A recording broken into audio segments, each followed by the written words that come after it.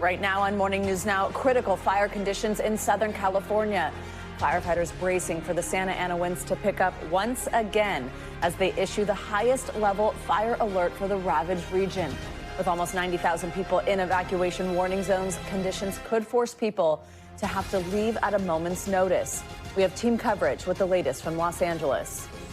Also this morning, President-elect Trump's cabinet picks prepare to face tough questions from lawmakers as a second round of confirmation hearings gets underway. Embattled Defense Secretary Pete Hegseth defended himself yesterday against allegations of sexual assault and excessive drinking. You passed out in the back of a party bus. Is that true or false? Anonymous smears. In 2014, while in Louisiana on official business for CVA, did you take your staff, including young female staff members, to a strip club? Absolutely not. Anonymous smear. Today's Trump pick to lead the Justice Department, Pam Bondi, will be the one in the hot seat. We'll have the latest coming up. Plus, the new TikTok, several apps are racing to replace the potentially doomed social media giant. We'll tell you why they could face the same scrutiny from lawmakers. And finally, countdown to launch. SpaceX is set to perform its 7th test flight of the rocket Starship. We'll break down the new design details with a former NASA astronaut. Spoiler alert.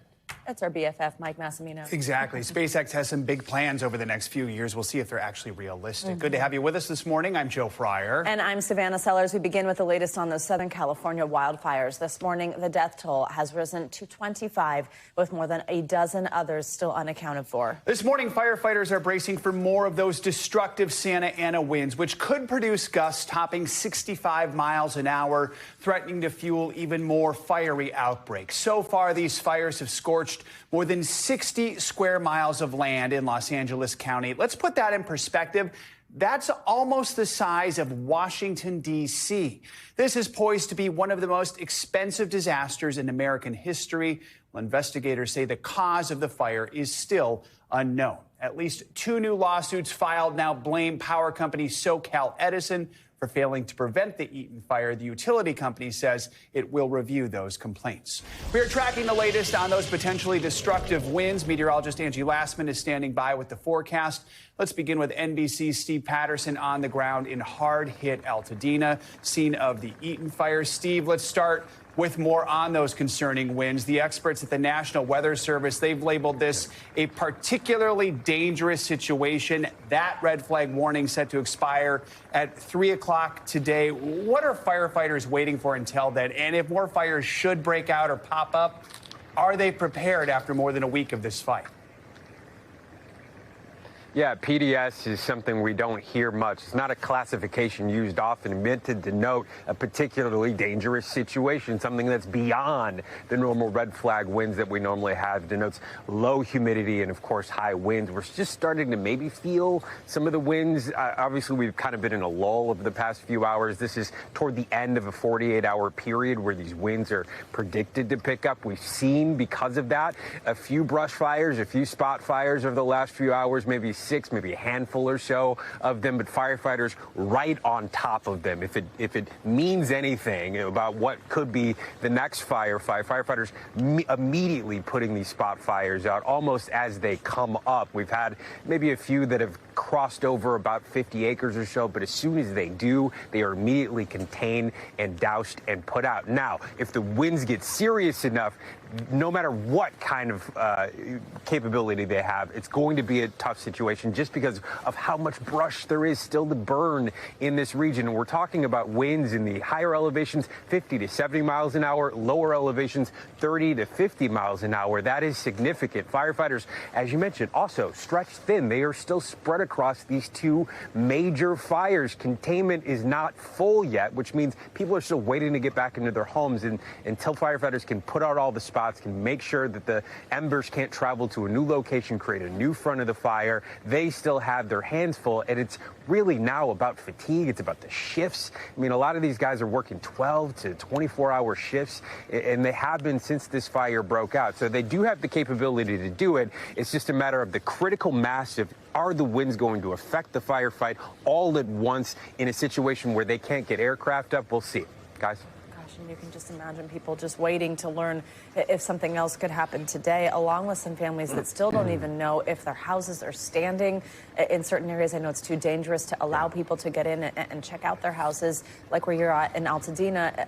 How are people there responding? What are you hearing from community members? I mean, of course, it's heartbreak, guys. Of course, like the devastation is endless. It is just every single street in this area that I'm standing. We could have put this live shot the next block over. It will look very similar because there are just rows and rows of devastation. Now, saying that, I mean, coming into a zone like this, we saw a number of donation drives yesterday, people opening up their homes to the community just to take in items like baby formula, bottles of water, canned goods, all for the community here. It is very tight-knit, particularly in Altadena. At the Palisades fire, it's a little bit different of a story. We saw rows of cars going back hours that were trying to get into the zone. Unfortunately, as you mentioned, it's just too dangerous at this point. It may look like just smoldering ruins, but there is still an active fire in these zones. And until firefighters, again, can put really a nip in the bud here, it's going to take some time before homeowners can see it. It could take weeks. Yeah, Steve, we know federal investigators, speaking of weeks, maybe months, they're searching for what ignited the Palisades fire. Real quick, where does the investigation stand this morning? Yeah, they're particularly focused on a ridge that is above the fire sort of operation and where they believe it may have started by point of ignition. They're eliminating sort of lightning strikes. They don't think there was any utility poles in the area. So, of course, they're looking at human ignition. That doesn't necessarily mean that it was intentional, but it is on the list of possibilities as they work to narrow that down. All right, Steve Patterson in Altadena. Steve, thank you so much. Great reporting, Steve. Well, a critical piece of equipment in this ongoing fight are those firefighting helicopters in the sky. Our Ellison Barber went up 1,500 feet with members of CAL FIRE who have been working night and day trying to tame these fires from the air. CAL FIRE taking us up in one of their helicopters, giving us a first-hand look at the massive, coordinated effort to battle the Los Angeles wildfires. Air efforts are a critical part of this firefight, and you see it here. Teams are attacking these fires and hotspots like this one from the air every chance they get. From the air, the scope of the devastation is staggering. Nearly 40,000 acres burned, entire neighborhoods leveled. Were these houses? Was this a neighborhood? Yes, it was. Wow. It looks like a war zone. You can see the scale of the damage from above, and then when you look down, you can also see teams fighting hotspots that have popped up in this area. All of them up on that ridge there, moving towards that hotspot to try and get it under control. Choppers like this are key assets in the arsenal of equipment deployed to fight the Palisades and Eaton fires. They can scoop and drop water, but can also be used to transport firefighters and equipment and look for flare-ups. CAL FIRE has its own fleet of aircrafts operating from 11 helicopter bases across the state that can reach most fires in about 20 minutes. Hey, we have a small window with the wind driving in this direction. Operations Section Chief Christian Litz has been leading the coordinated effort to tame the blaze, working around the clock. The father of 4 has barely seen his family. He's been home once since the fires broke out, at night and for a couple of hours, just to pick up clothes. My wife takes care of everything. I don't have to worry about any of my house. She's a very strong woman, and a lot of our significant others have to be very strong. The only reason why firefighters can do what they do is because of the family that we have back home. He tells us his oldest son is a new firefighter. He's part of a hand crew. As Litz fights the fires from the sky, his son is fighting them on the ground. These teams have flown countless missions in hurricane-force winds at times. They didn't give up then. They've done this since these fires began, and they say they have no plans to stop now. Forecasters expect red flag conditions to last through Wednesday. Are your teams ready in the event new fires do develop from these winds? Absolutely. Absolutely, we're ready. And for Litz, it is personal. This fight for y'all, it is personal. Very personal. I live in LA County. I am an LA County firefighter, and I take it very personal every fight that we go to because it could be my house. It could be my family that's affected.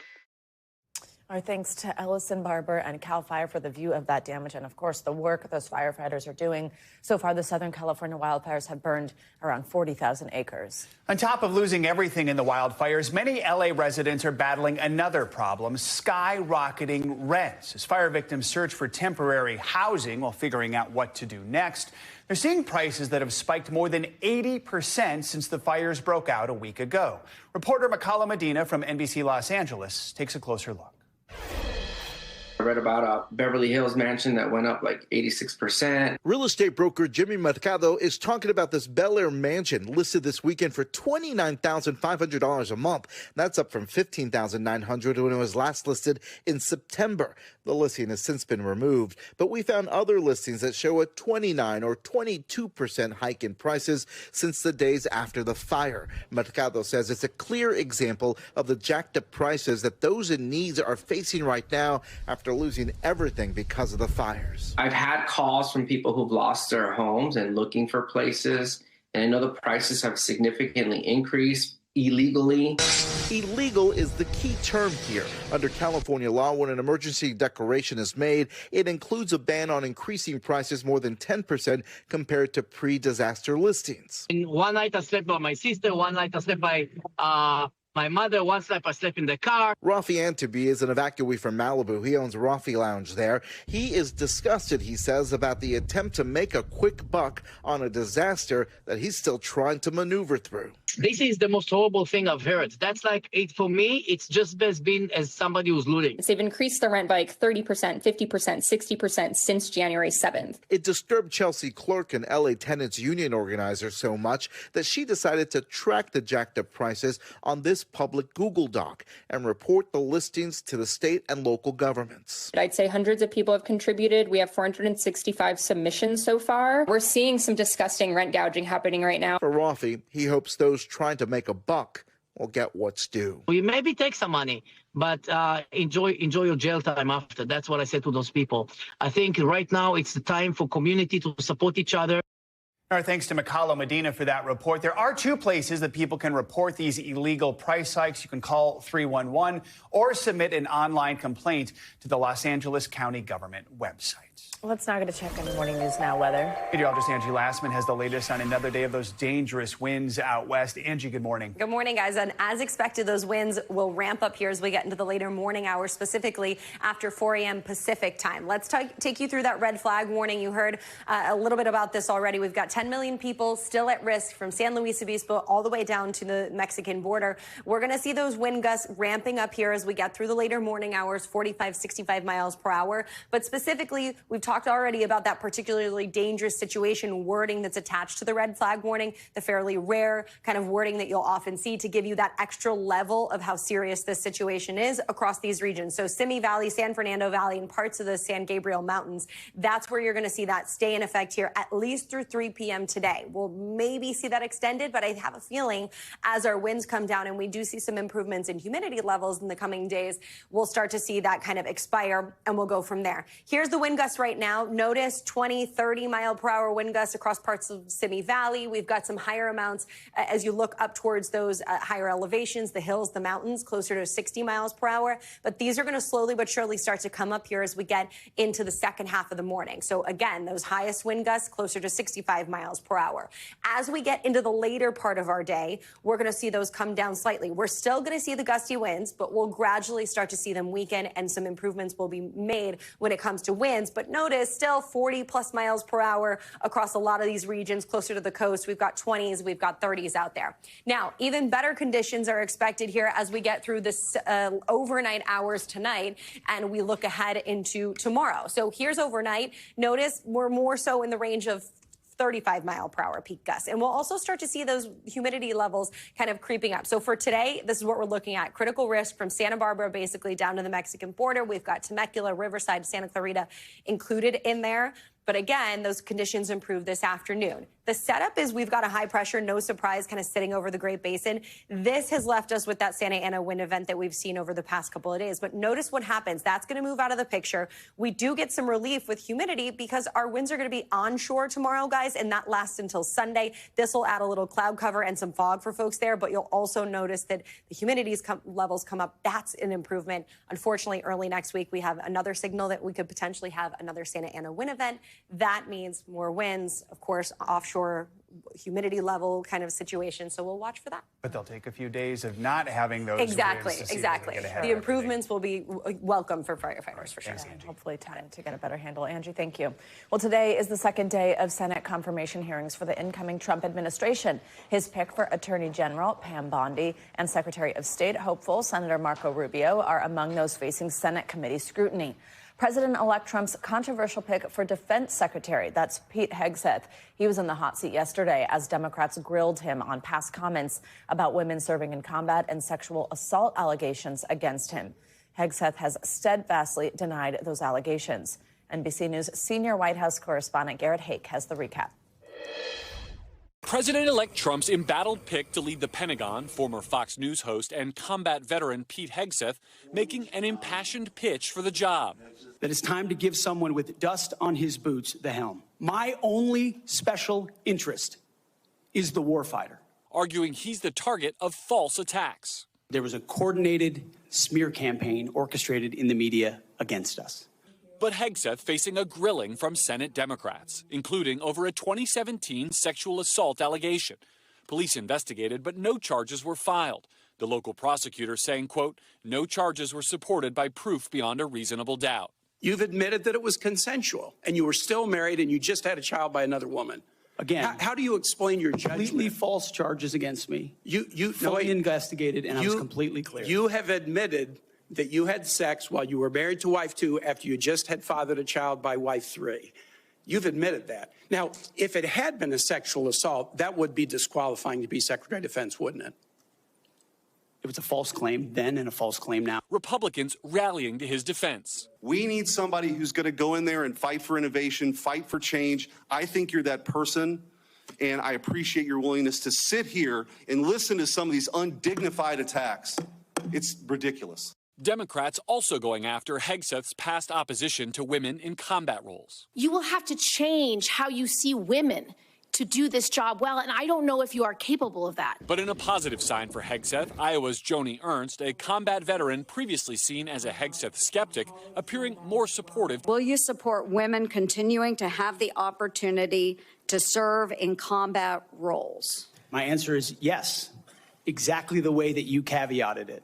Yes, women will have access to ground combat roles, given the standards remain high.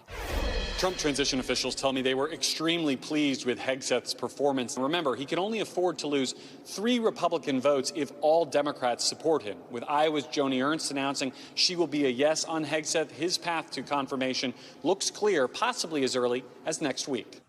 All right, Garrett, thank you so much. Let's keep this conversation going. Look ahead to another notable confirmation hearing coming up today. Pam Bondi, she's President-elect Trump's pick for Attorney General. NBC News Justice reporter Ryan Riley is here to talk about this. Ryan, good morning. Just first of all, remind us about Bondi's background and a little bit about her relationship with the president-elect. Hey, Joe. Yeah, so she has more of a, I think, traditional background that you might expect from a nominee to be Attorney General. She served as Attorney General for the state of Florida, but what there are some concerns about her is just the closeness of her relationship with Donald Trump and whether or not she's going to be able to have any independence or make decisions without, interference from the president. Because obviously Donald Trump at this point, coming into his second term, has repeatedly made clear that he wants the Justice Department to act the way he wants it to act. This has been a series of, scandals, including with the Mueller report, his firing of several officials. Jeff Sessions was pushed out. He fired the first FBI director, now the second FBI director that he had appointed back during his first term as being sort of forced out, and he's nominated a new person. So I think that's really what you can see. You'll expect to see from Democrats is question whether or not she's going to be able to act with any independence from Trump. Yeah, let's get more specific into some of those concerns raised by Democrats, especially how she's echoed calls by Mr. Trump Trump to prosecute political opponents. How much are we going to see Democrats focus on this when she is questioned today by those senators on the Judiciary Committee? Yeah, I think they'll definitely go back to some of her rhetoric here. But, the goalposts have really been shifted a lot, right? Because if you think about it, Donald Trump's first nominee for Attorney General was accused of sexually assaulting a 17-year-old and paying that 17-year-old for sex. So what we're talking about here, it sort of has moved the window of conduct, certainly, when you're talking about Pam Bondi, because in comparison to his first nominee, this seems like much more of a, quote, normie pick. You would think that this would be someone who would be considered more team normal versus, the previous nominee, Matt Gaetz. So I think that we'll see Democrats, try to ask some aggressive questions, but based on, the experience with Pete Hegseth, it's a question of whether or not they'll be able to land any real blows. Yeah, another bone of contention for Democrats, Bondi's previous support of Mr. Trump's efforts to try and overturn the 2020 election results. Some of the images we saw moments ago of her were in that vein. Also, his plans to pardon January 6 rioters. How much do we expect those issues to come up today? Yeah, I believe that video is actually from Philadelphia, and that was in the lead up to the infamous Four Seasons Total Landscaping press conference that was given in the aftermath of the 2020 election. Pam Bondi sort of fell away from this, I think, as a lot of more respectable lawyers did, because they realized just how complete garbage all of the Trump campaign's claims were, and that they had no legal merit, as has been proven time and time again in court. And now the Jack Smith report came out in the question. Answering the question there. And apparently, what Jack Smith's team has said is that Donald Trump couldn't have possibly believed any of these lies because they were just so ludicrous and crazy about the 2020 election. So now the question is, where did Pam Bondi fall on that? When did when did she recognize that this was complete garbage, this was ridiculous? And when did she choose to fall away from that effort in comparison to what she was saying publicly? Because really, if you think about it, none of these lawyers who actually think about this, who rub a couple of brain cells together, put their heads together and look at the facts and the law, recognize that these claims were false. So the question is, when did that really occur to her, and when did she speak out publicly about that, and why didn't she speak out publicly about just how ridiculous those claims were Donald Trump was making at the time? All right, we'll hear what she has to say about all that later on today. Ryan, thank you so much. You can watch Pam Bondi's confirmation hearing at 9:30 a.m. Eastern Time, right here on NBC News Now. Much more to come here on Morning News Now. Later this hour, there could be changes coming to nutrition labels on food. We're going to talk to a doctor about the FDA's big idea to help Americans make healthier choices. Up first, Hamas and Israel on the brink of a deal to release hostages in Gaza after 15 months of war. We're going to have the latest on where those negotiations stand.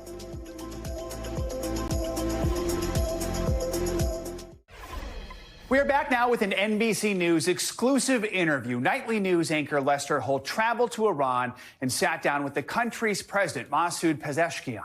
The two discussed issues ranging from the war in the Middle East, Iran's nuclear development program, and the alleged assassination plot against President-elect Donald Trump. It was the president's first interview with foreign press since the U.S. election. A potential ceasefire deal between Israel and Iran-backed Hamas and the release of hostages was a big part of our exclusive interview inside Iran with that country's president. We also talked about tensions with the U.S. just days before President-elect Trump takes office. And we should note we spoke via government interpreter, and NBC News reviewed the translation independently. We traveled to Iran at a critical moment for its president, Masoud Pezeshkian. What made you decide to run for president? Because of difficulty in the country and also in other countries around us, I decided to solve this problem.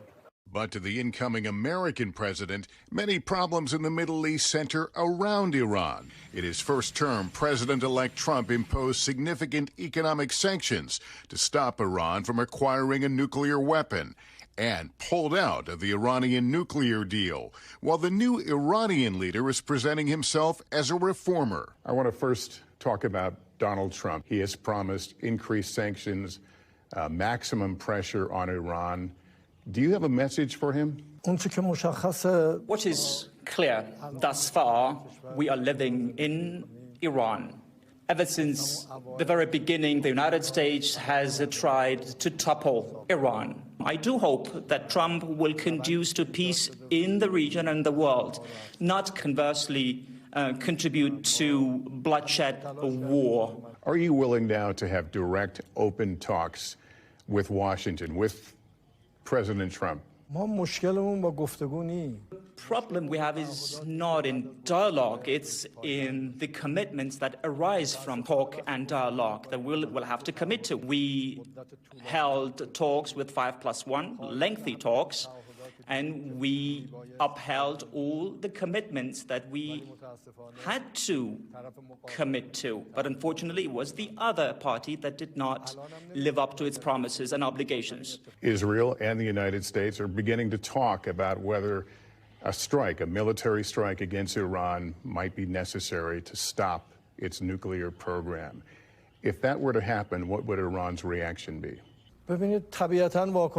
You see, naturally enough, we will react to any action. We do not fear war, but we do not seek it. Do you think an attack against Iran is likely given the current circumstances? I strongly hope that this will not transpire because it will be to the detriment of all the actors, not only and merely us. President-elect Trump has said, when asked about the likelihood of war, he says anything can happen. It's a volatile situation.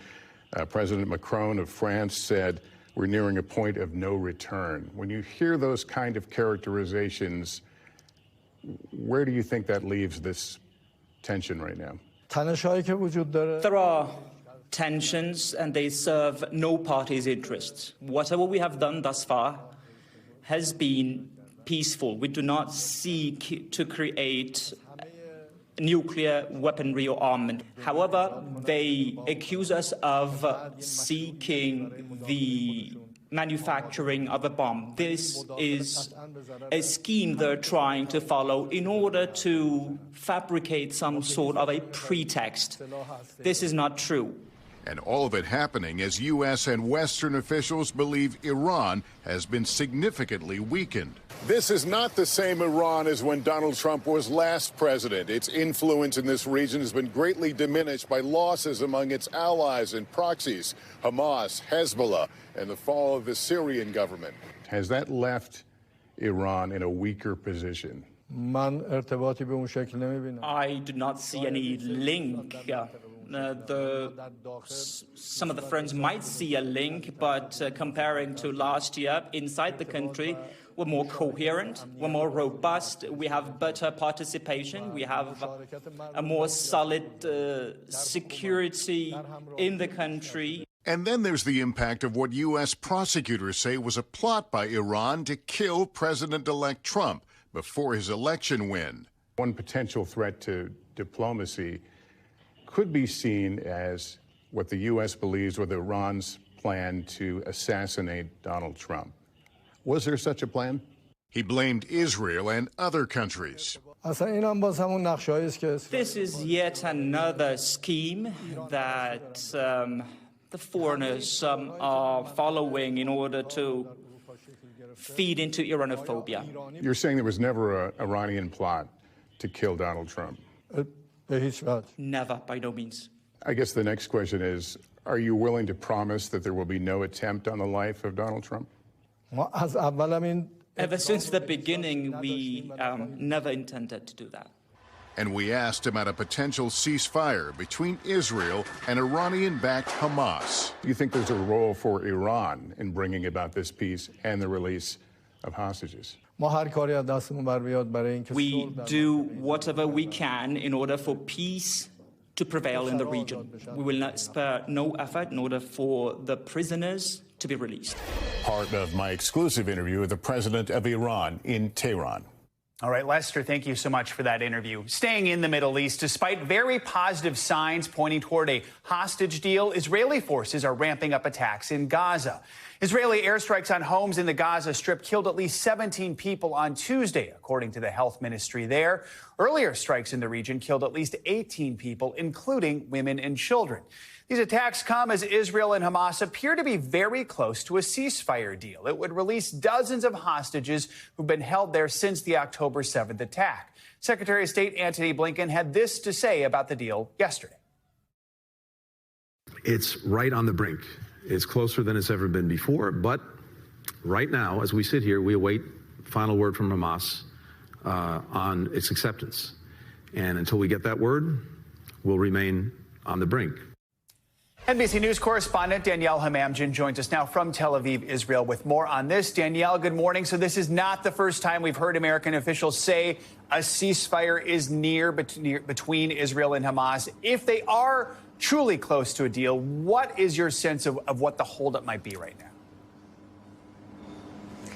Well, it's hard to know what is being said behind the scenes, Joe.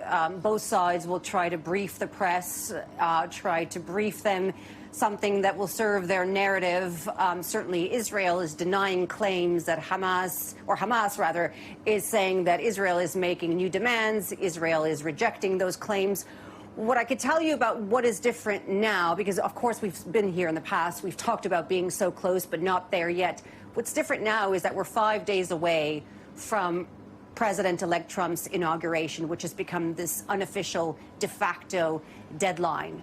President-elect Trump has said that there would be hell to pay if the hostages were not released by the time he is back in office. What exactly he meant by that, he has not provided any details, but it still seems to have been enough to inject a sense of momentum into these talks.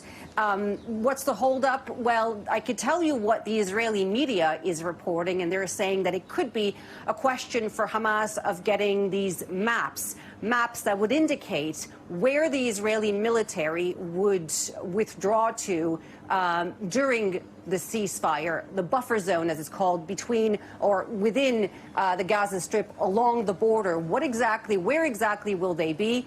That perhaps is one of the reasons why there is a holdup. We know that close to 1 million Gazans will be returning to northern Gaza through what's called the Netzarim corridor, which is this road that runs east to west, splitting the strip in half. Now, we're expecting hundreds of thousands of people to return north.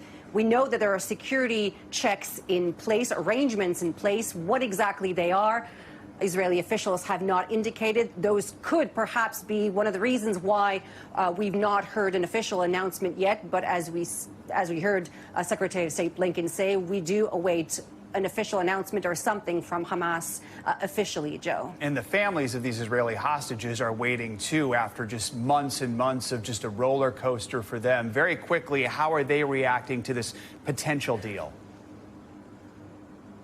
Now, I spoke to the grandson of one of the hostages, and he described this roller coaster as being this hellish roller coaster that you can never get off. It's not unanimous, Joe. Not everybody is in favor of this proposed deal, and the reason being is that some of them want all of the hostages to be released in one go because they fear that those expected to be released in the second stage will never come out, and so they fear it's sort of a death sentence if they don't come on all at the same time.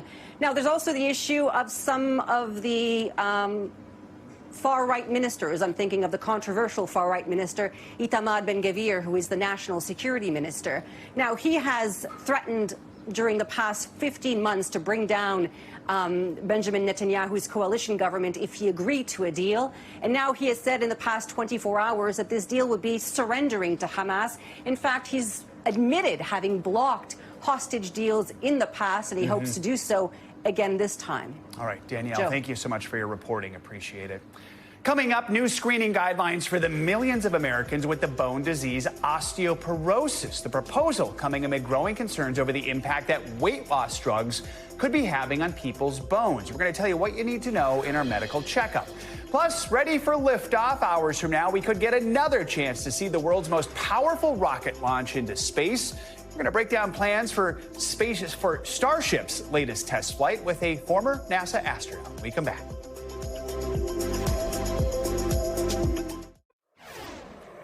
We're back back now with our weekly medical checkup. This week, we're diving into a new rule proposed by the FDA. It would require new nutrition labels on food packages and drinks, an effort to help Americans make healthier choices. Plus, a look at how to reduce stress by taking a digital approach. NBC News medical contributor Dr. Vin Gupta joins us to discuss these health headlines. Dr. Gupta, good to see you this morning. So let's start with these nutrition labels. What are some of the changes being proposed here? Yeah, Joe, good morning. This is going to be potentially a very impactful intervention. What they're thinking about proposing by 2028, if this comes into effect, is moving some information on saturated fat, sodium, and added sugar from the back of the label. This is all information that's on the actual packaged food already, but to the front of the label. And we think that, one, research has shown that that actually is attention grabbing. People pay attention to what's on the front of any packaged food item. The question will be, will it actually change decision-making in terms of what people purchase? That remains to be seen. But the idea here is to inform consumers what they're intaking, not just the benefits, but also the potential risks. All right. And it's a reminder to always check out those food labels as well. Dr. Gupta, next up, the U.S. Preventative Services Task Force, that's a panel of experts who make recommendations. They're proposing new guidance on osteoporosis to help prevent fractures. We know there's growing concern. Popular weight loss drugs, which are increasingly popular, are linked to loss of bone mass. What more can you tell us about this? Well, yes, and we're just learning more about that. But there is that risk. We're studying over the course of time, are these new weight loss drugs actually correlated with losing bone density, and is that a potential risk? But really, the bigger finding here right now, at least, is the change in recommendations. So, Joe, anybody 65 years of age and older, if you're a female postmenopausal, you should get screened with a DEXA scan, and that's a hard recommendation. The new change here is that if you're under 65 postmenopausal but are at risk for osteoporosis, say if you're a heavy drinker, if you're a smoker, if you have low body mass index, that you also should get that DEXA scan. So that's the key here. If you're at risk but under 65, postmenopausal, you should get screened. See some of the doctor's orders right there. Limit your alcohol and avoid cigarette smoking as well. Finally, let's jump into some news you can use. Research published in the JAMA Network Open found that spending as little as 5 minutes a day using a digital meditation app can have a significant result in reducing your stress. So talk about what exactly is digital meditation, what it is you should be doing here. Yeah, absolutely. You know, Joe, these are the new apps, this new age of digital health where we have these tools. You can download them. There's apps like Headspace or Calm that basically allow you to go through a guided meditation. So you have an aid right next to you. And research has shown, just published this week, that if people use that every single day, just 5 minutes every single day, and actually reduces stress levels and can promote better wellness, better sleep. So this is something that is worth checking out. Try one of these digital meditation apps. There's many out there, and it does have a chance to really improve your sleep, get you on better circadian rhythms, and just reduce overall stress. And it is true. Some of the meditations on those apps as little as 3 to 5 minutes, so you can give it a try, see if it works for you. All right, Dr. Vin Gupta, thank you so much. Appreciate it. Later today in Texas, we could get another chance to see the world's largest and most powerful rocket take off as SpaceX attempts another test flight of its Starship. This is the 7th test flight, but on this mission, SpaceX wants to try deploying mock versions of its Starlink satellites, as well as repeating that chopsticks catch of the rocket's booster when it returns to Earth. You see it right there. For more on today's launch, we're lucky to be joined by a friend of the show, Mike Massimino, former NASA astronaut, Columbia University engineering professor, and author of Moonshot, a NASA astronaut's guide to achieving the impossible. Good to have you with us. So SpaceX has some new milestones it's trying to hit with this mission. What should we know about this flight and how the rocket's technologies had, I guess, an upgrade, right? Yeah, it sure did, Joe. And you mentioned a couple of things that they're looking. There's basically 3 objectives. One is to deploy a payload, mock-up of satellites. That's a huge step because they haven't done that before. So Starship deploying payloads is number 1. The next thing is with the Starship, eventually they want it to return, similar to the way the giant booster has returned in the past and being caught at the launch pad by chopsticks. They haven't accomplished that yet, but they are working toward that. So there's going to be a lot of experiments and data collection as it re-enters and splashes down in the Indian Ocean. So that's another huge step. And then the third thing is a repeat of what we saw 2 launches ago, hopefully, where the giant booster comes back to the launch pad and gets grabbed by the chopstick. So those are the three things we should be looking for. Right, because it was the last one, the sixth flight, where they did the controlled splashdown. Yeah, right? they were hoping to come back to the launch pad on that one, and it didn't work. What are some of the challenges they could be facing this time around? Is that kind of the biggest one right there? That's a big one. Yeah, I think so. There's some other things that might not be as dramatic, maybe, like the relighting of an engine in space with the Starship, the deploying of those satellite mock-ups, and some of the data they're going to be taking. It's a little more subtle. But the thing that's going to probably catch our attention is whether or not that big spaceship comes back. It looks like a skyscraper coming back to Earth and being caught. That's a difficult thing to do. Yeah. And if there's any question, that thing could do a lot of damage, too. If it's off by a little bit, it could take out the launch pad. They don't want that either. Nope. So if there's any question, they're going to put it back in the ocean, but hopefully they'll be successful at returning it to the pad. It is cool to see. It's like you're pushing rewind on the VCR when you're watching that. Yeah, it's amazing. We know SpaceX has some very ambitious plans. Elon Musk does, including what? Starships to Mars, late 2026. Yeah. How realistic is that, at least right now? How does this mission play into that at all? Well, the way it plays in, Joe, is the Starship, which is the part of the rocket on top, the thing that looks kind of like a Starship there on top of the big booster. That's what separates and is going to do that reentry and deploy of the satellites that we talked about. That is a piece that is expected to go to the moon and onto Mars. So a lot of the testing that they're going to be doing today for the reentry of it is going to be critical, not only to get the spaceship back to be reused on Earth, to be launched again from Earth, but also to get it to land on other surfaces like the moon or Mars. So this is a big step. As far as the mark of 2026, I don't doubt what these folks say anymore. I was skeptical when I was still back, 15 years ago, when I was starting hearing about this stuff, and some of my friends were leaving the astronaut office and going to work. Like, come on, how are they going to do all that? I don't doubt anything they say. I think bringing people there is not going to be possible. I'd be shocked if that happened. That would be amazing. But as far as getting the spaceship there, they're moving right along here. I wouldn't doubt that. Let's see what happens. Your book is about achieving the impossible, so you don't rule that's anything out, right? That's what the space program's all about. No kidding. One other, we talk about ambitious goals. I mean, last year they did 5 test flights. This year Musk would like to do 25. Wow. That's a lot. That is a lot. Again, they did over 100 launches total last year. It was, for various things. They just had a launch last night. Did you know that? No. They launched, SpaceX launched 2 vehicles to low Earth orbit that are going to go to the moon. One's the commercial payload lander, another one of those, and another one a Japanese lander. Those we'll find out about in a few weeks for the American one, and for the Japanese one in a few months, how they make out getting to if they actually get to the moon. But they just did that last. We never hear about these things. Right. Another thing I want to mention, too, coming up is Blue Origin, as the New Glenn spacecraft, which is a rocket, which is an orbital rocket. The first planned test of that has been delayed a few days here, but hopefully we'll see that go off in the early morning tomorrow, so late tonight. It's getting crowded. Our Tom Costello yesterday talked about how they don't have places to launch.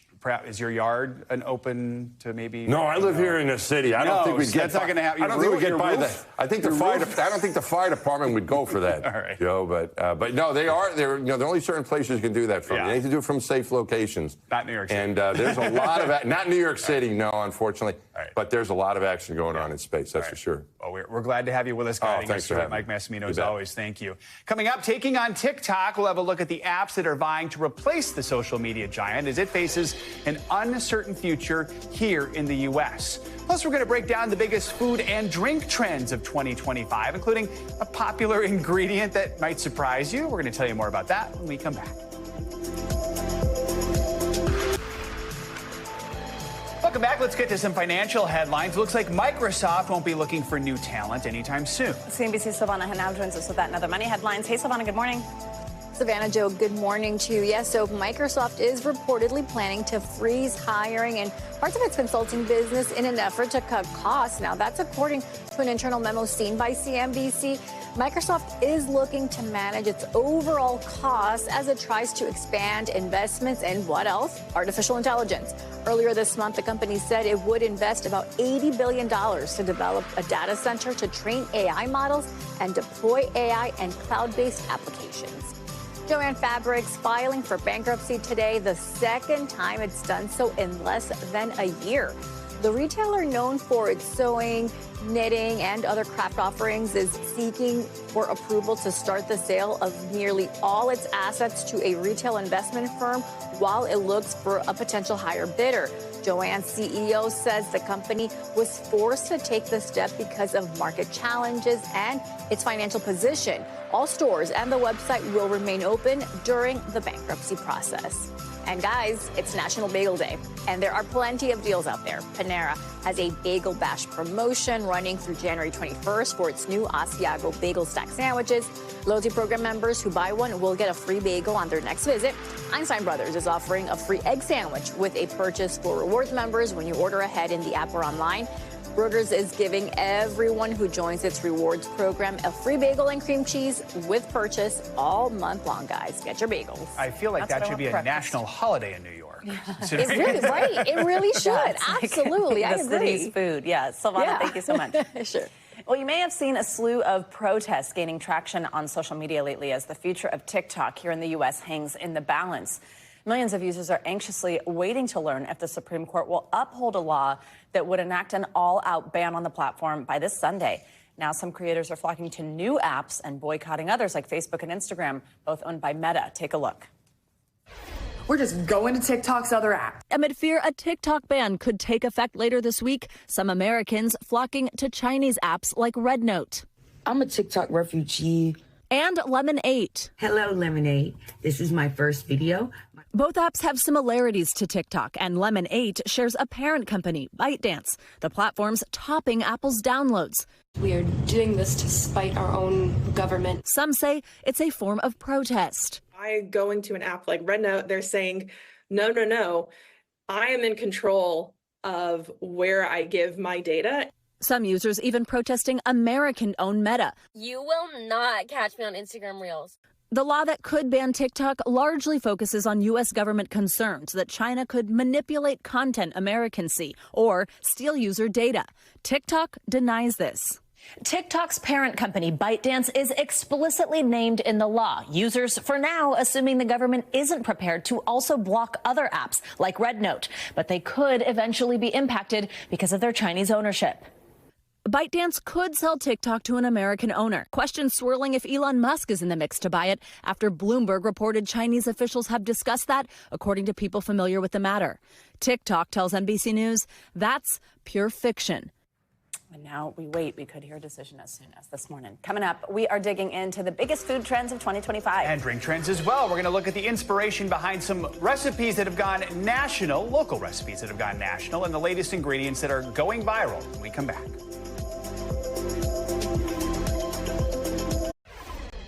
We're back with some of the biggest food and drink trends in 2025, from healthy drinks to surprising pizza toppings. There's a little something for everyone. There's an ingredient, though, you might not expect. Artificial intelligence. AI seems to be impacting every aspect of our lives, and that includes food. It's one of 3 trends we're exploring this morning, including a condiment that is both sweet and savory. At Paul Lee G's Slice Shop in Brooklyn, a pizza called the Hellboy is heavenly. Topped with Mike's Hot Honey, the slices are at first sweet. A little bit of the heat there. I feel it.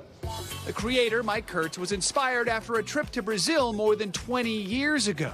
I took one taste of it, and it was a taste I couldn't forget. What was it about it? The combination of sweet, savory, it was just a perfect marriage and something I'd never really tasted before. Paul E. G's was the first to serve it nearly 15 years ago. Mike told me about this condiment, and I said, yeah, let's try it. Today, Mike's Hot Honey is everywhere and in just about everything. He's busy as a bee.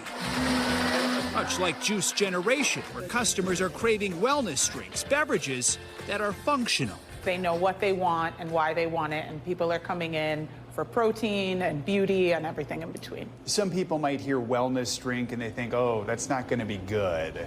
What's the reality? I'm here to shut that rumor down. Wellness can be delicious. Simone Shepard showed me how to make a drink called Blue Beauty. This is what's going to make me beautiful? That's what's going to do it. The ingredients include blue spirulina and collagen. I drink it all the time for my skin health. The company says men love it too. Men want to glow. Exactly. Speaking of glow, the dining room of this New York restaurant is beaming. Welcome to Venue. Super excited to have you. Venue offers a different kind of fine dining experience. So I have permission to lick the plate. Your permission is to lick the plate. From the first bite to the soup spoon, It's a smiley spoon.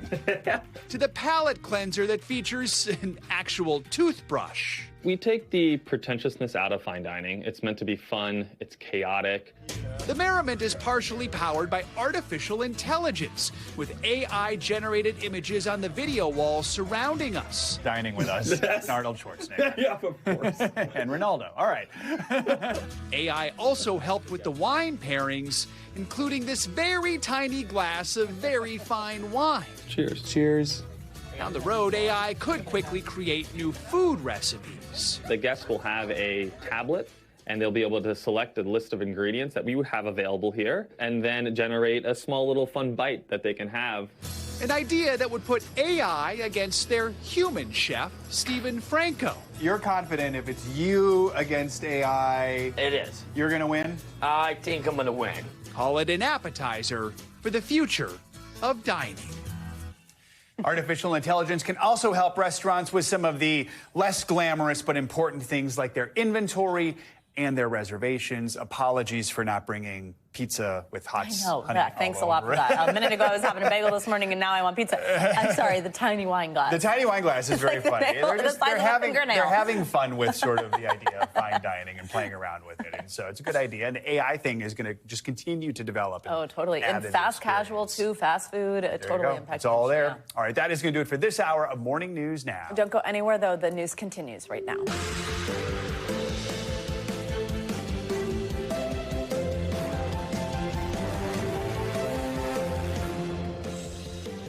Good morning. Thanks very much for being here. I'm Savannah Sellers. I'm Joe Fryer. Right now on Morning News Now, a grilling on the Hill. Pete Hegseth, President-elect Trump's Pentagon pick, in the Senate spotlight. The Fox News host facing fiery lines of questioning from Democratic lawmakers over headline-grabbing allegations and his knowledge of foreign affairs. And how many nations are in ASEAN, by the way? I couldn't tell you the exact amount of nations in that, but I know we have allies in South Korea and Japan and in AUKUS with Australia, trying to work on submarines with them. Mr. Hegseth, none of those countries are in ASEAN. It's true or false? Very simple. Summer of 2014 in Cleveland, drunk in public with the CV-18. Anonymous smears. More from Hegseth's contentious day on Capitol Hill as we look ahead to today's cabinet hearings.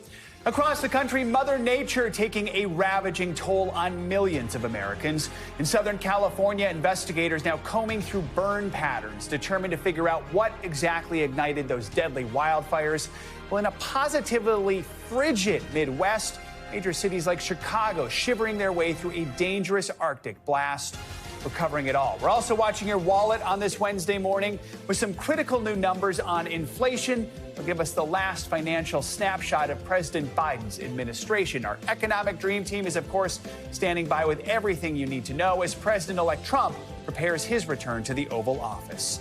And ahead of that looming TikTok ban that could go into effect this weekend, we're digging into the new platforms that are now popping up and soaring in popularity. Social media stars now looking to the future of content in America. A lot of apps out there.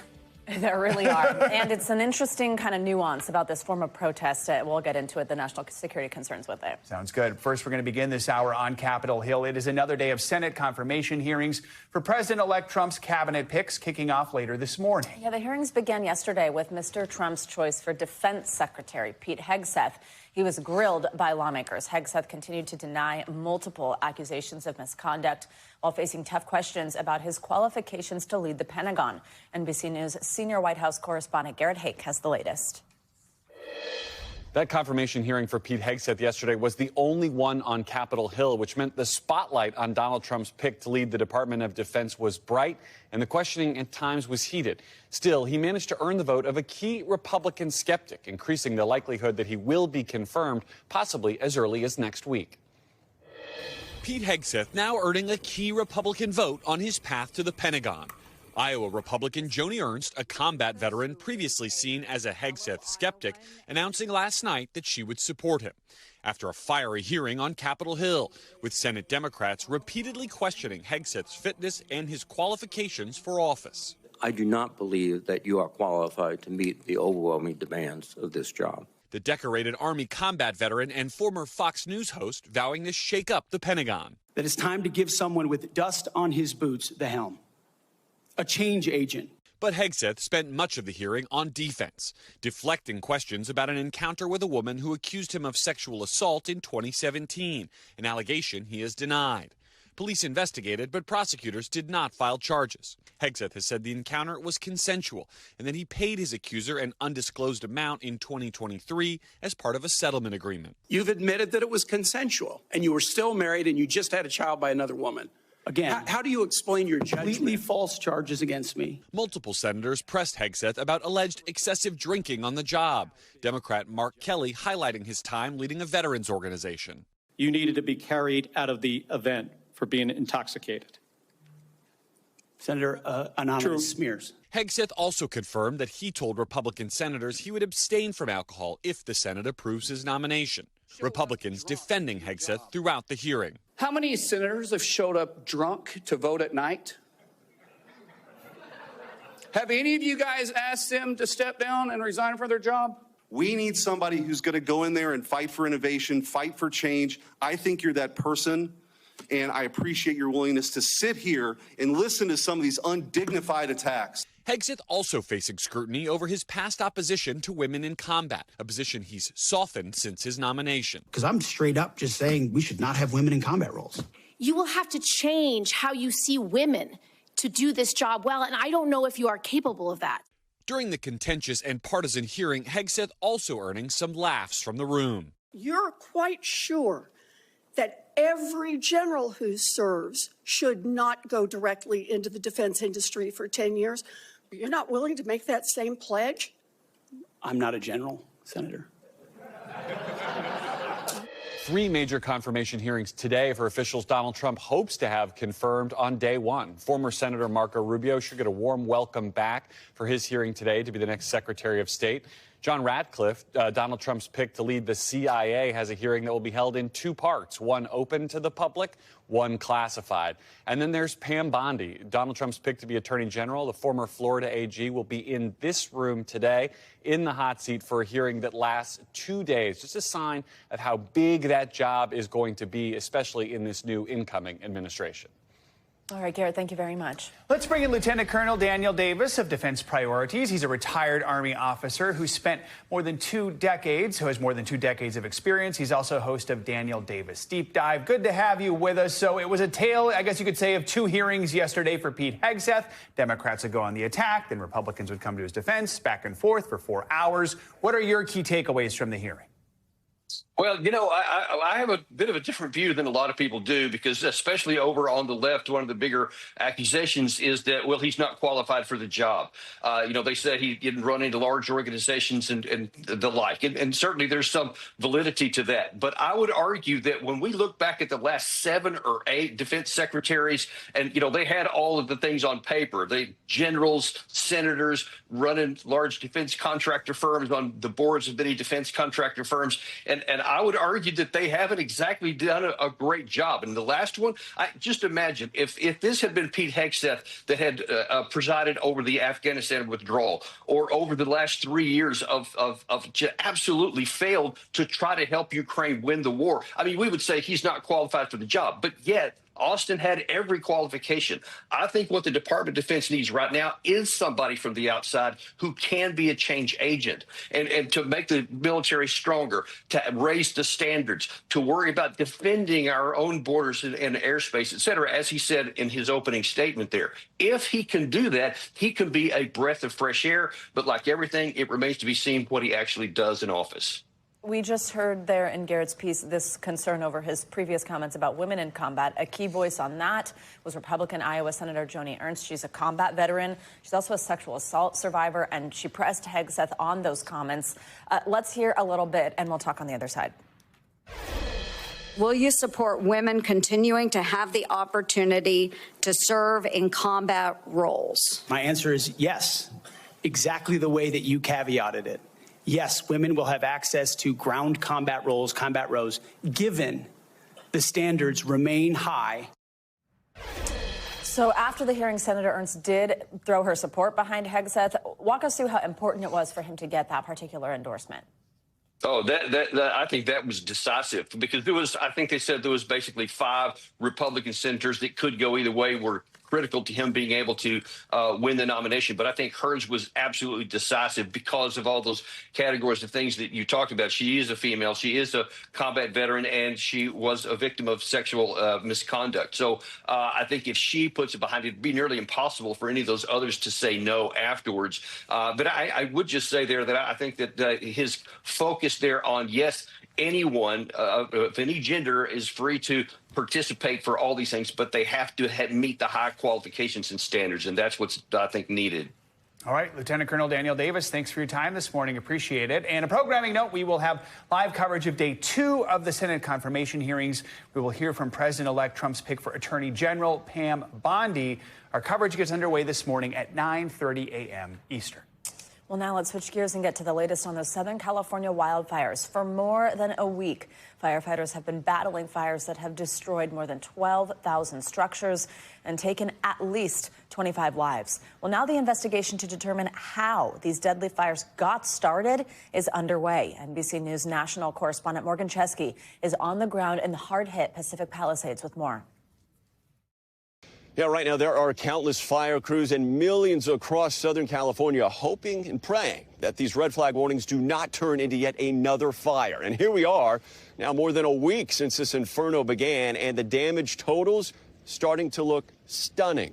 Early estimates suggest that these fires may have caused upwards of $275 million in damages. And right now, the cause is still unknown, and the firefight far from over. Overnight, winds again kicking up in the Los Angeles area as crews work to remove brush along the fire-ravaged Pacific Coast Highway.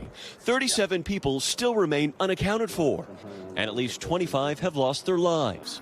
More than 60 square miles of LA County scorched. From above, the scope of devastation clear. You could turn around and another structure will start burning. Air teams attacking hotspots with the help of crucial line crews. We joined one high above Topanga Canyon. Among this team, firefighters from Mexico and Colorado. With most of the major flames knocked down, this is the new front line of this firefight. Crews tackling hotspots one by one. For lead firefighter Josh Simon, the search for embers not far from his childhood home. You can have an ember sit in here for how long? Weeks. Really? Near the coast, investigators still searching for what ignited the Palisades fire. The ATF telling NBC News agents are examining burn patterns and the fire's depth. We are following all the leads and processing all the physical evidence. Residents like Peter Branch may have clues. Refusing to evacuate, Branch told NBC Los Angeles the deadly fire behind his home broke out in the same area as a New Year's blaze, sparked by fireworks. It can smolder for weeks, possibly months. In Pasadena, Pedro Rojas recorded this video at the base of an electrical transmission tower in Eaton Canyon, the possible source of that fire. Officials are investigating. At least 2 new lawsuits filed now blame power company SoCal Edison, alleging negligence for, in part, failing to de-energize that transmission line, which the suit says sparked the deadly Eaton fire. They have tools like PSPS, Public Safety Power Shutoff, that they could have used and chose not to. In a statement, the utility company is saying they're reviewing the lawsuits. But amid the ruins, some community spirit. And at this local bookstore in Altadena, no room for books, only donations. We've just become this hub where people can come and get what they need. And unfortunately, as those communities come together, authorities say people are still trying to take advantage, telling NBC News that they've arrested 4 on arson charges for allegedly trying to start new fires, as well as multiple people looting. Meantime, today is the first full day FEMA's relief centers will be open. And hard to believe, but there are still more than 80,000 people under evacuation warnings waiting to get back home. We'll send it back to you. Morgan Chesky, thank you very much.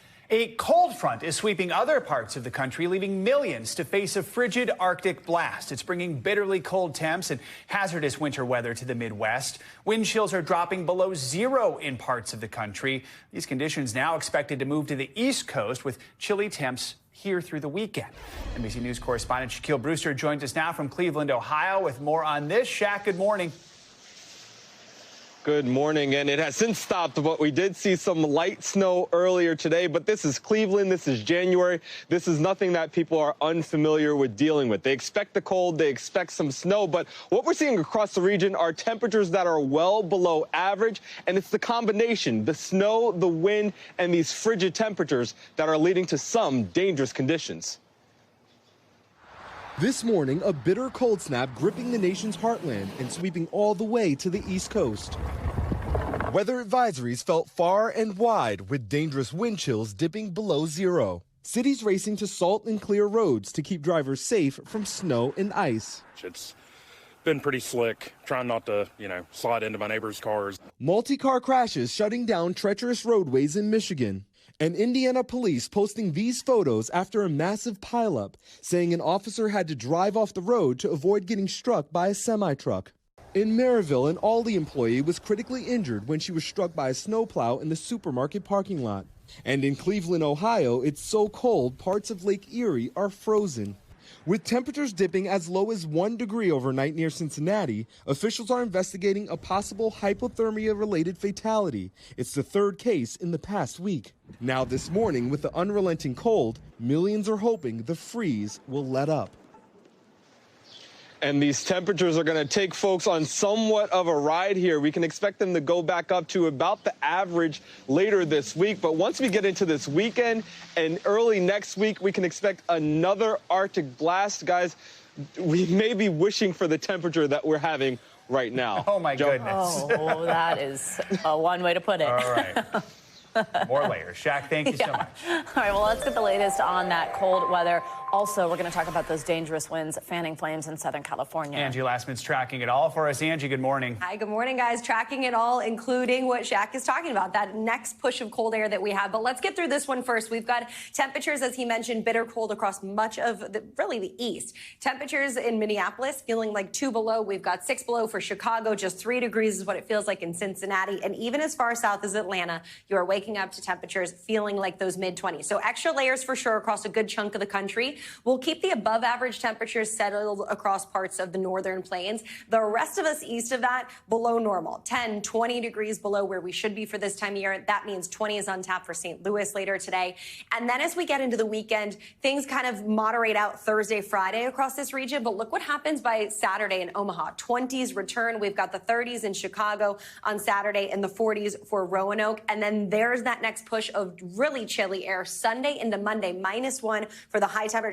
That's an actual temperature in Minneapolis as we go into next week. Just 8 for Monday in Chicago. So yes, the winter in full swing across this part of the country. We've also got some wintry weather to deal with as far as snow is concerned, and the alerts are up to prove it. A little bit of that snow happening downwind of the lakes.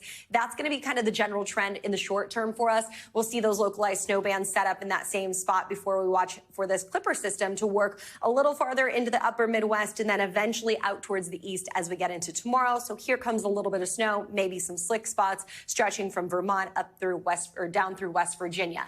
Now, heading out west, we of course still have that red flag warning, 10 million people included in this. And we have that wording again, that particularly dangerous situation where we have the potential for really extremely critical fire weather conditions across that same region today. This is going to be something we watch from Simi Valley to San Fernando and up through the San Gabriel Mountains. Winds right now, 20s, 30s for the most part, some higher elevations, 40s and 50s, but those are going to ramp up here as we get into the afternoon hours. We'll see peaks closer to 65 miles per hour, and then we'll start to see kind of a gradual weakening as the day goes on. So later this afternoon, peak gusts 30 to 50 miles per hour, and then guys overnight and specifically into tomorrow, we'll see some better conditions. We do get a bit of a brief break as we head into the weekend. That'll be welcome for firefighters and such as we have an onshore wind. That helps. immensely when it comes to humidity levels. But another Santa Ana event potentially next week. All right. Well, hopefully they can take advantage of this time they have. Exactly. Thanks, Angie. Turning to news overseas, there were extraordinary scenes in South Korea. Its president was detained in a massive law enforcement operation at the presidential compound in Seoul earlier today. Yeah, hundreds of agents were involved in the raid, cutting through barbed wire and scaling barricades to get to the leader. This latest development comes weeks after Yoon tried to declare martial law. He has already been impeached and now faces accusations including leading an insurrection, which can carry the death penalty. NBC News international correspondent Janice Mackey-Freyer joins us now from Beijing with more on this. Janice, good morning. So President Yoon was questioned, then taken to that detention center. Tell us more about how all this unfolded and how he's responding to it. Well, Yoon Suk-yeol had been holed up at his residence in Seoul since being impeached last month. That was after the short-lived martial law declaration. Hundreds of police, we're talking an army of law enforcement, surrounded Yoon's compound before dawn. It's on a hillside. It's in a very Tony neighborhood. Some of the officers cutting through barbed wire. Others used ladders to scale the buses that have been parked as barriers by his security detail. In a video statement he released, Yoon said he agreed to go to avoid a clash, and that had been a worry since the standoff a couple of weeks ago when investigators first tried to detain him. Today, Yoon struck a deal for his surrender. He wasn't handcuffed, and he left in a presidential motorcade, not a police car. Joe? Janice, President Yoon is South Korea's first sitting president to be apprehended by authorities. What happens next here? Well, this is a first in South Korea's history that a sitting president is being detained. Yoon's being investigated for insurrection. It's a criminal charge, but he says the investigation and detention warrant are illegal. At the same time, he's facing constitutional court proceedings. They got underway this week. Judges will decide whether he should be formally removed as leader. Right now, he's only suspended. The thing is, he still has strong support among South Korean conservatives. Every day for the past few weeks, people have been showing up on the street outside his house. And what's interesting is a lot of them are waving American flags. They're wearing red ball hats, carrying signs that say "Stop the Steal." Does any of that sound familiar? The crisis, though, has thrown South Korean politics into disarray. This is a key U.S. ally. There are nearly 30,000 American troops there. He can be held in custody for 48 hours. Then they would have to seek another arrest warrant to formally arrest him. He remains tonight in a detention center cell, solitary cell, and facing a lot of questions in a crisis that is still far from over. All right. Savannah, Joe. Janice, thank you so much. Appreciate your reporting. We've got much more to come on this hour of Morning News Now, including a closer look at the social media apps that are booming in popularity ahead of TikTok's looming ban here in America. First, after the break, some welcome good news for the royal family this morning. Princess Kate revealing she's now in remission from cancer. How she marked the moment as her recovery comes into focus. That's next.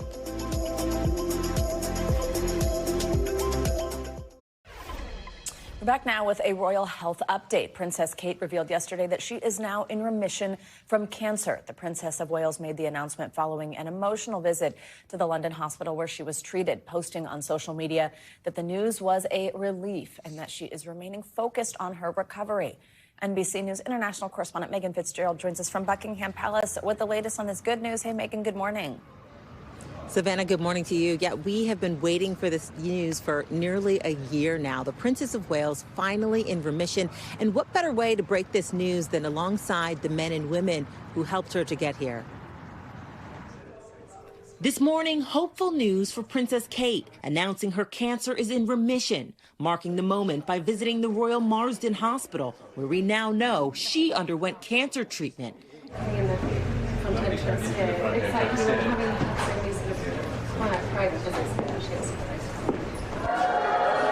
Met by roaring staff who were all rooting for her recovery before taking time to share intimate moments with cancer patients. She seemed to really have an understanding of what they were going through.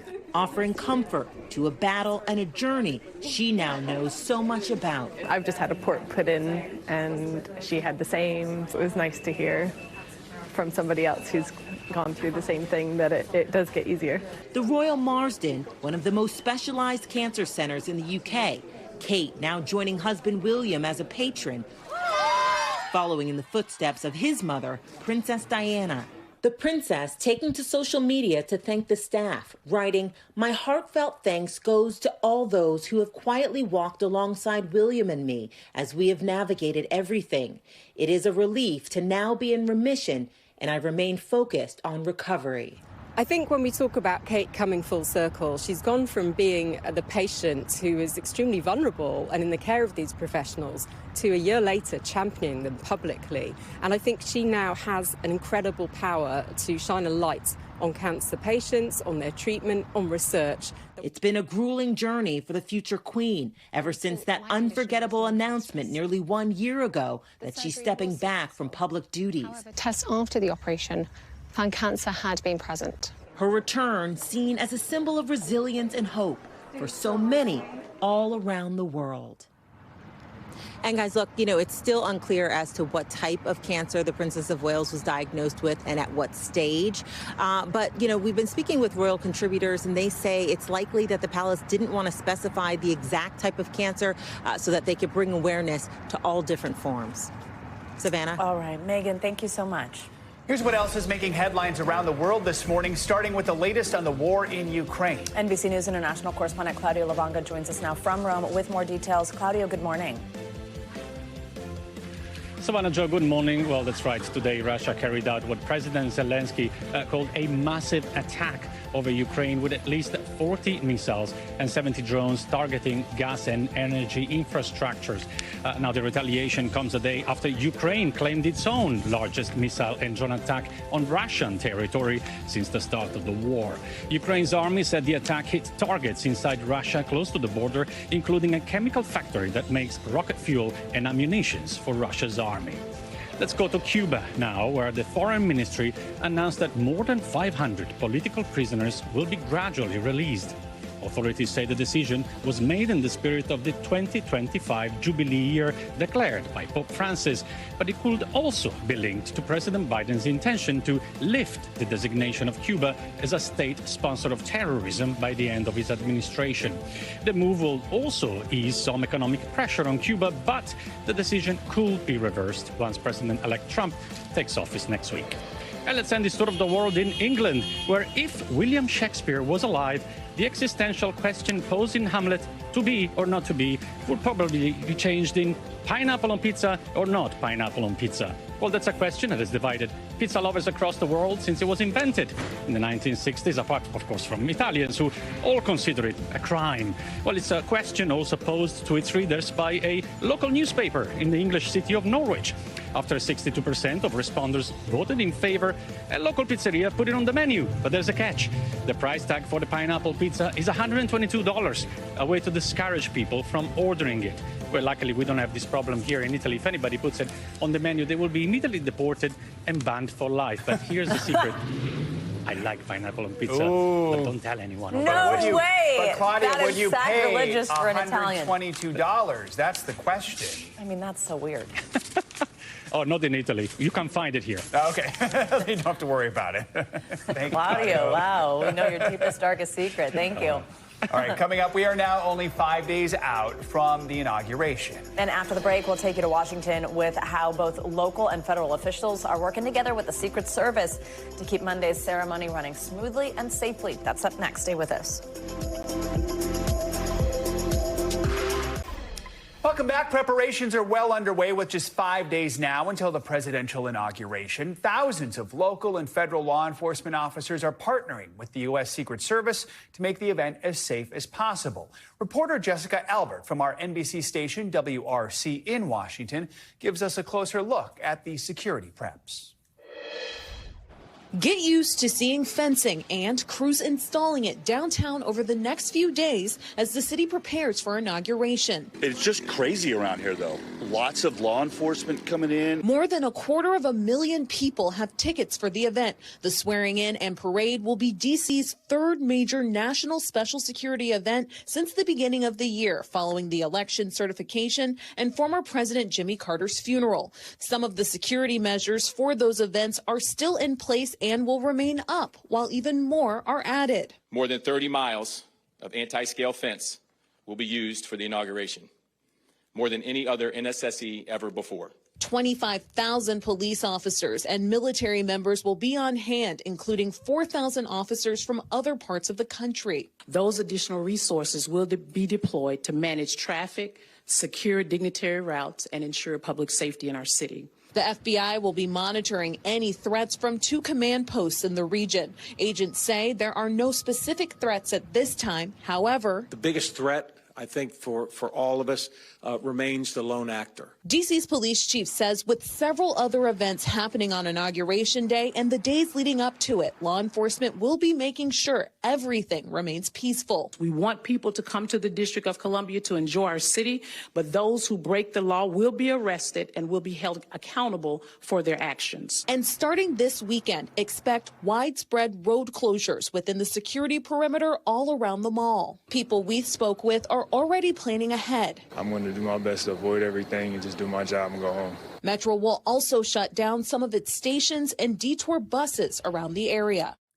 That was Jessica Albert reporting. Officials are also warning visitors who plan to attend the inauguration to prepare for cold weather and to dress appropriately.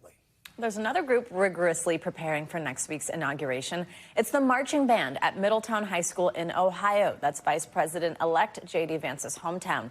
Reporter Megan Mitchell from our Cincinnati affiliate spoke with some of its members about what this experience means to them.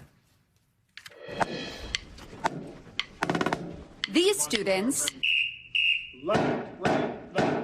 are pretending their hallways are the steps of the U.S. Capitol. And it's just one of those things, repetitive. Repeat, repeat, repeat playing.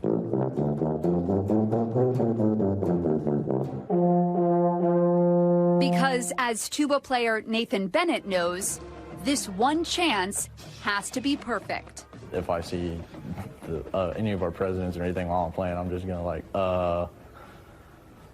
but we still can't stop playing. The MIDI Marching Band was invited to perform at the presidential inauguration. I will be the most excited person I've ever been in my entire life. At the special request of Middletown alum, Vice President-elect J.D. Vance. We're leaving school to go somewhere for the vice president that went to our school. Like, can you believe he went to our school? Cora Sibilia found her place in school through band. We're the Middletown Middies. An organization that she jokes has been waiting a while for a little more recognition. I'm saying, like, I don't get why people don't think marching band is in the sport. We practice more than everybody, and we have more awards than everybody in this school. Period. This opportunity, your job in earning that is to make sure you're prepared. And the practice it will take isn't just about putting on a great performance. Reps matter, okay? Knowing that someone that came from Middletown can go that high up and even higher is just amazing. It's about seeing that hard work can lead you to big places. It shows the magic and power that each individual person in this school possesses. It's your passion for what you have. Our thanks to Megan Mitchell for that report. Well, the students will rehearse 2 more times before they leave for Washington on Sunday. NBC News Now will have extensive coverage of the inauguration, by the way, of President-elect Trump. Our live coverage kicks off Monday at 10 a.m. Eastern, 7 Pacific time. And coming up, we've got some big money news out just this morning in the last few moments, the final inflation numbers of President Biden's White House. So what's the state of America's economy as we prepare for a second Trump administration? Who better to break it all down than our economic dream team, NBC's Brian Chung and Investopedia's Caleb Silver. They're watching your money. That's right.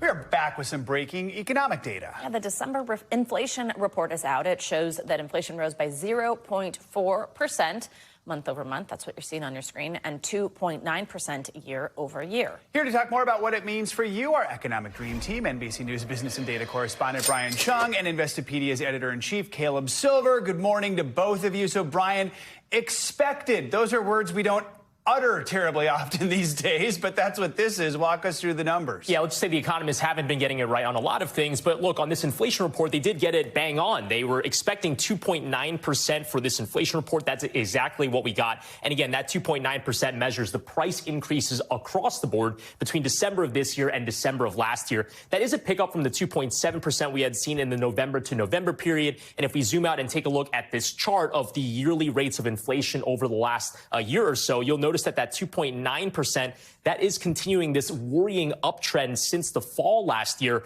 of the rate of inflation after what was a market progress in the spring to summer months of last year. So again, inflation, we want this number to go down. It has not been doing that over the last few months. That's certainly something that those over at the Federal Reserve, which have been trying to keep interest rates high, they've started to cut interest rates now. They're probably looking at this and saying, you know what, maybe we should hold pause right here. Absolutely. That's something we'll get into a little bit more in a second. Caleb, you know, this is always important, always indicative of the state of our economy. But right now, it's particularly of note because this is the final indication we're going to get of President Biden's term. What's your reaction to it, and how does this set up President Trump? Yeah, we're stuck here, as Brian says. We've been in that 2 to 7 to 3% range for several months now, and the Federal Reserve wants inflation down around the 2% range. I don't know if we'll ever get there, and consumers don't think that's going to happen either. When you look at consumers' expectations for inflation, they're expecting a 3% rate annually every year for the next 5 to 10 years. So people are getting used to high prices, and it's hard to get prices to come down, especially for groceries,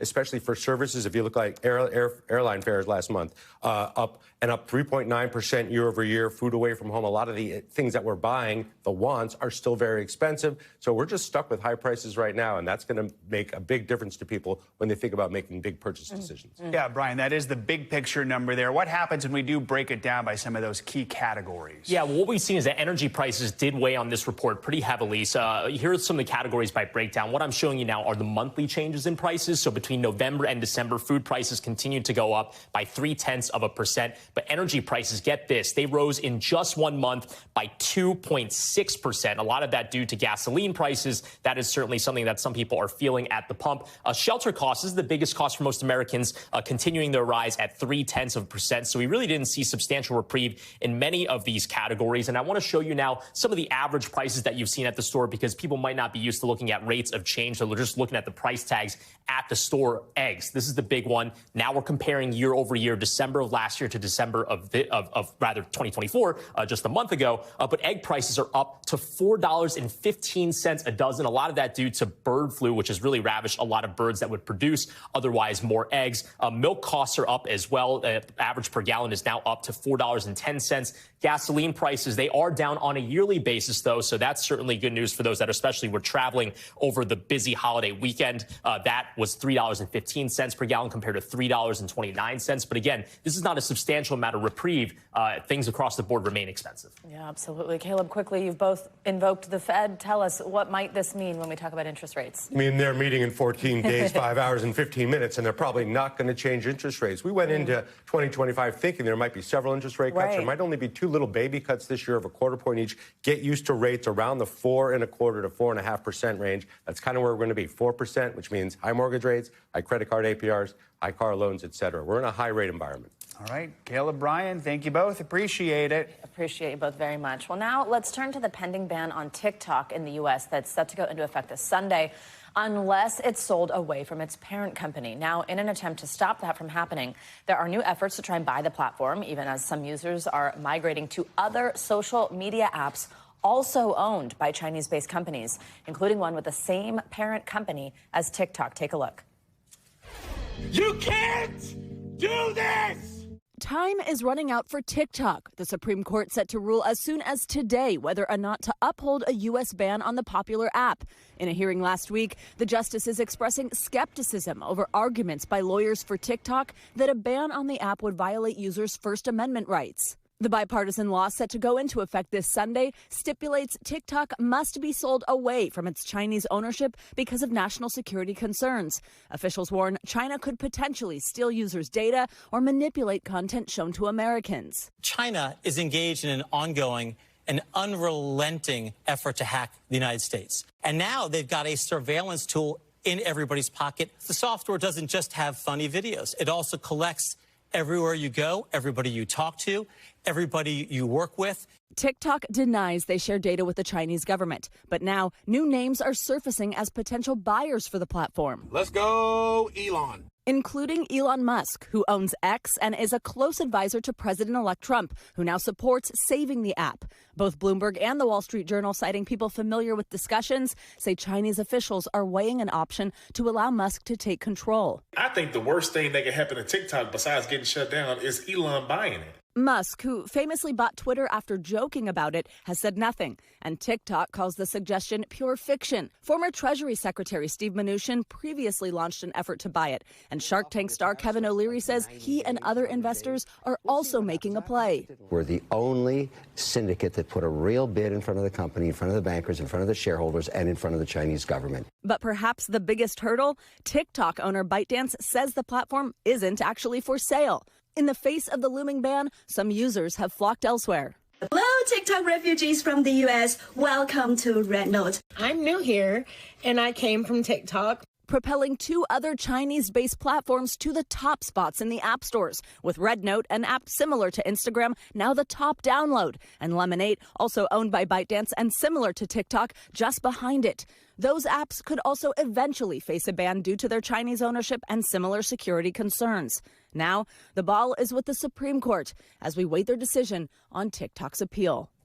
So we're on high alert here because we could hear from the Supreme Court as early as today. There's potential they could decide to just put a pause on the law going into effect, which would kick this question into the Trump presidency. But we could also hear their final ruling on whether to uphold the law or not at any time.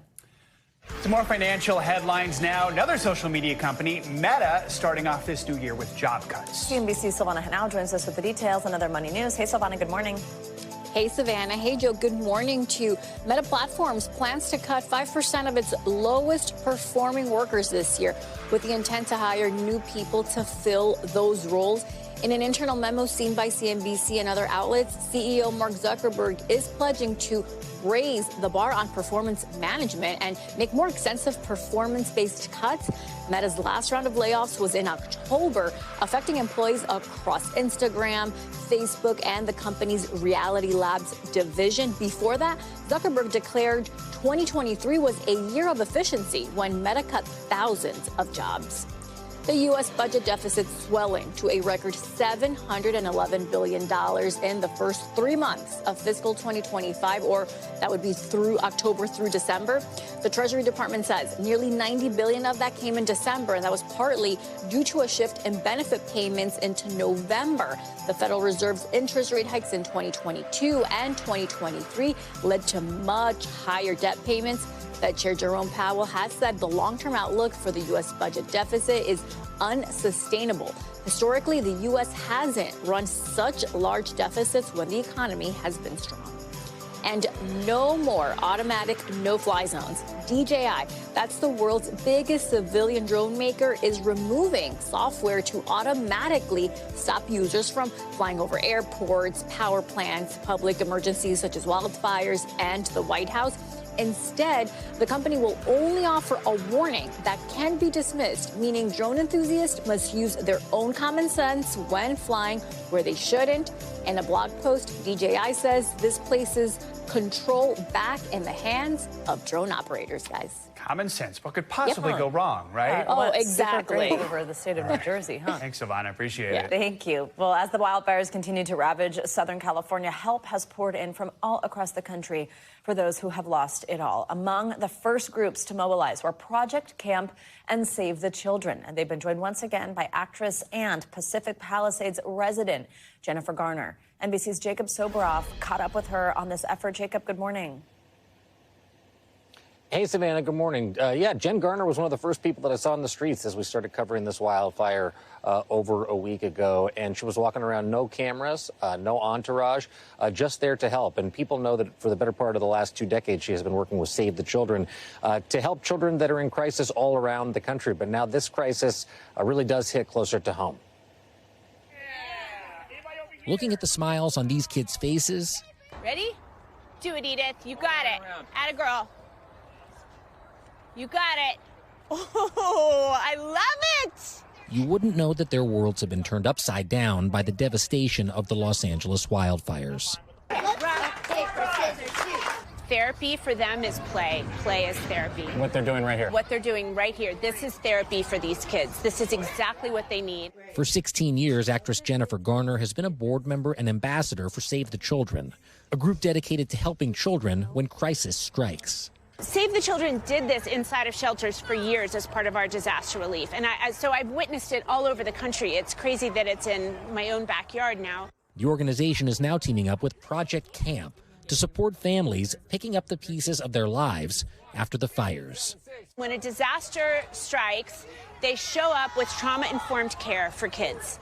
And they have camp directors, teachers, all these amazing people here to play with the kids. In a matter of days, the two groups have set up 3 emergency relief pop-up camps across L.A., with more to come, providing much-needed support for impacted families.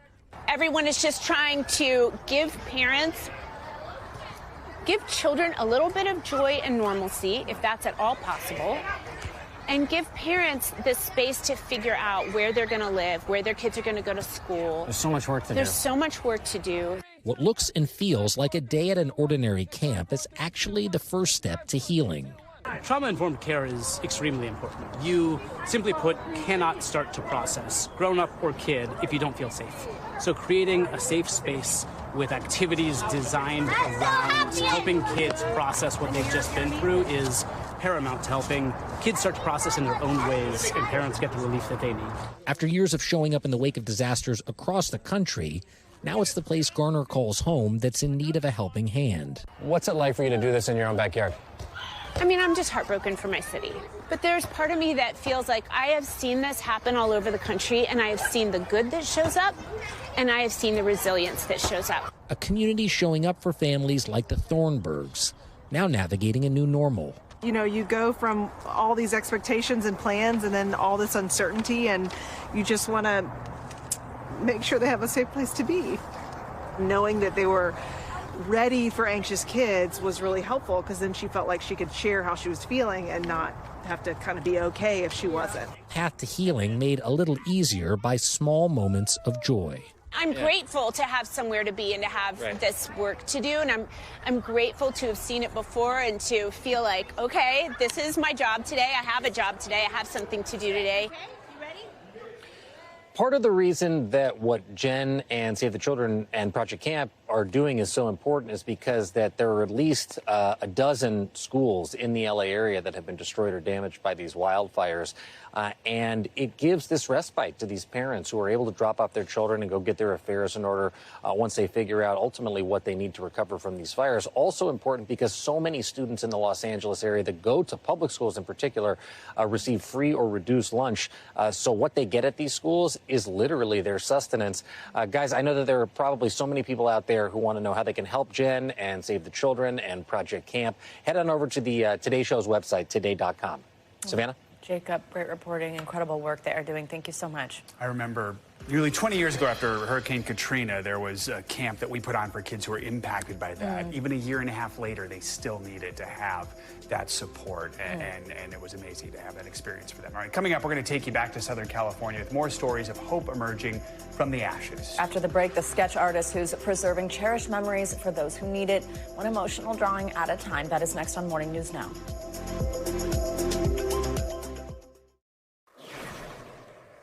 Welcome back. This is pretty cool. After a decade-long break from Hollywood, one of Hollywood's best-loved actors is back.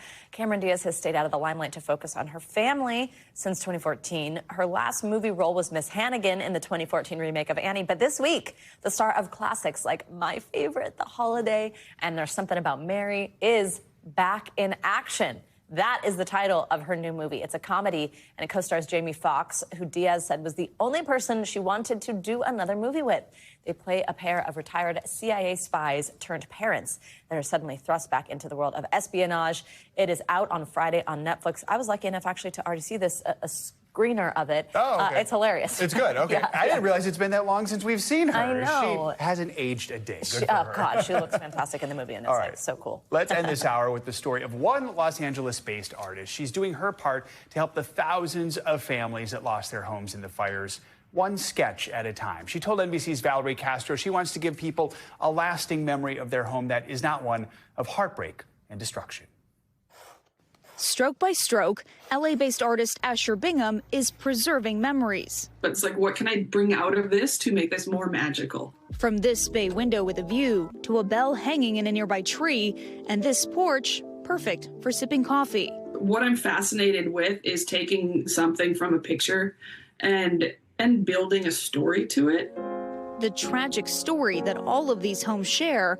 They're among the 12,000 structures destroyed in the Eaton and Palisades fires. This started because I did it for a friend who lost her home. And I was like, I can't help you in any other way. And I truly don't even know what to say to someone that's lost their home. So Asher picked up a pen and shared the artwork to Instagram with a simple offer. To anyone that has lost a home in the LA fires, I will draw your home for free. Then it snowballed. 3 million views on that video later, there's now a waiting list of hundreds of requests. But amid the submitted names, addresses, and reference photos, life stories emerged. I'm like, I will put every detail I can into perfecting this to give you a good memory. So what keeps her going day and night? Comments like this on Instagram. This makes me cry. How wonderful. We lost our home, and I know it would be so touching to have this. Hundreds of Los Angeles families thankful that the lasting image of their home will no longer be one of destruction. It's so heart-wrenching that I wouldn't be able to stop. I'll find a way to get through every house request that comes in because they're beautiful and so sad. Valerie Castro, NBC News. What incredible dedication on her part to do that. And that's going to mean so much to those families. It's so cool to see people using their specific talents, whatever they may be, to help people out. Amazing. Good for her. All right, that's going to do it for this hour of Morning News Now. Don't go anywhere, though. The news continues right now.